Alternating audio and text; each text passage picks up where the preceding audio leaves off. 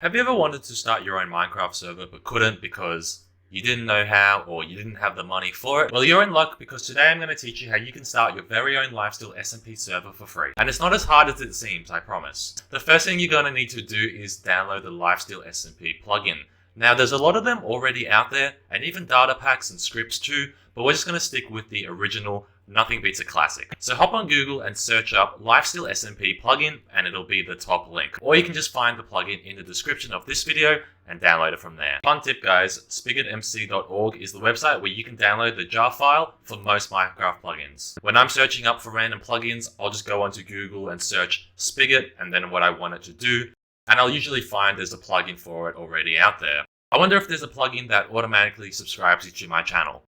Oh, that's a shame. But you should still subscribe anyway. I do a lot of Minecraft server development, and if you're interested in more than just playing the game, then you'll enjoy my content. For the purposes of this tutorial, we'll just be sticking to the Lifesteal SMP plugin, but if you want to make the server more interesting, you can always add more. So the next step is finding a hosting website for your server.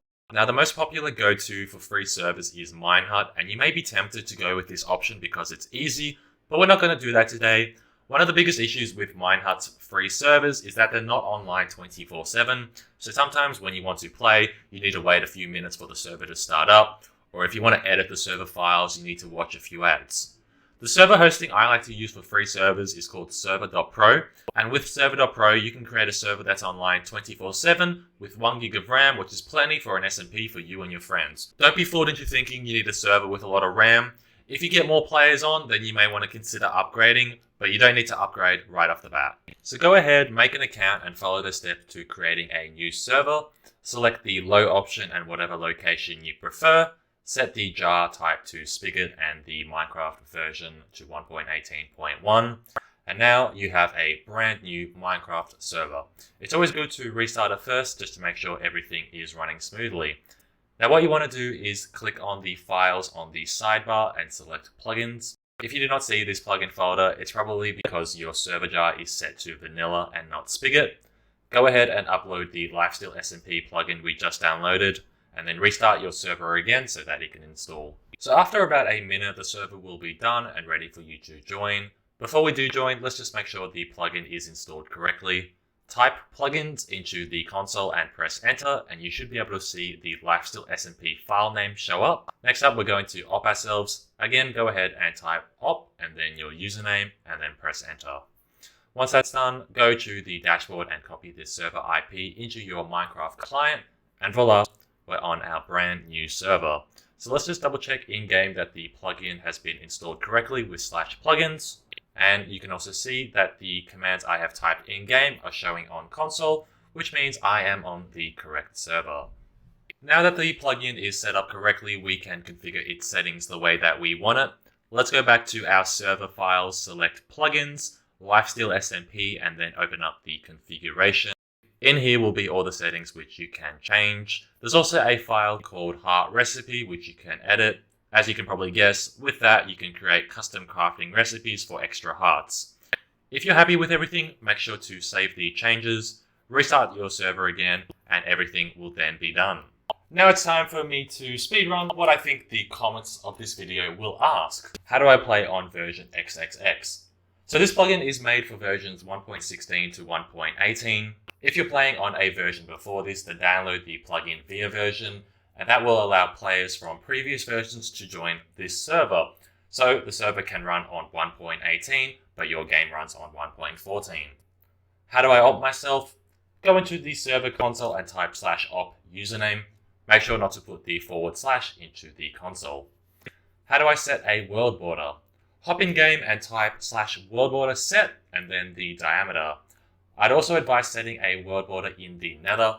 The border should be at least 8 times less than the diameter in the overworld.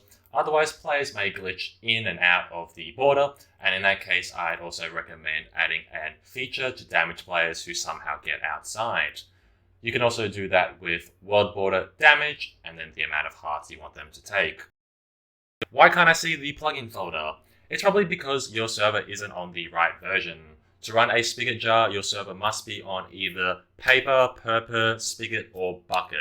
Otherwise, plugins will not work on your server. How do I stop people from spawn killing? Great question. Make sure to add trustworthy people to your server, or you can install a plugin like PvP Manager Lite, which gives new players a grace period where they cannot attack anyone or be attacked themselves. How do I stop people from combat logging? Add a plugin like Combat Log X, which will tag players for a set amount of time if they get attacked, and if they log out within that time, then they'll be automatically killed and drop their stuff. Does this work for T-Launcher? I don't know. You'll need to install a plugin that allows clients for T-Launcher to join on. I'm sure there's probably a tutorial for that out there. Does this work for Bedrock? Again, you'll need to install a plugin that allows clients to join. In this case, I'd recommend Geyser, which is a bridge to allow Bedrock players on Java servers. If you're installing additional plugins, you may also need to install a permissions manager. The best plugin for this is Luckperms. Luckperms can be a little bit complicated at first though, so let me know in the comments below if you'd like a tutorial on how to get started with it. Lastly, the Lifesteal SMP plugin itself does have a few flaws. Sometimes there can be issues with reviving players. So if you're planning on having a server store with a revival system, you may encounter some problems there. And it may be worthwhile you seeking alternative plugins, starter packs, or scripts. So yeah, now you've got your Lifesteal SMP server. That was the easy part. The next part is getting people to join it and maintaining activity on the server as well. That is the really, really hard part of running servers. So if you do want a tutorial on that, do let me know. I do have a lot of tips and advice for that, which I think is really valuable. So do let me know in the comments if you would like to see it. Also, make sure you do subscribe to the channel so you don't miss any more uploads from me. It's been your boy, The Cats. I hope you have enjoyed this tutorial. I will catch you all in the next video. Peace.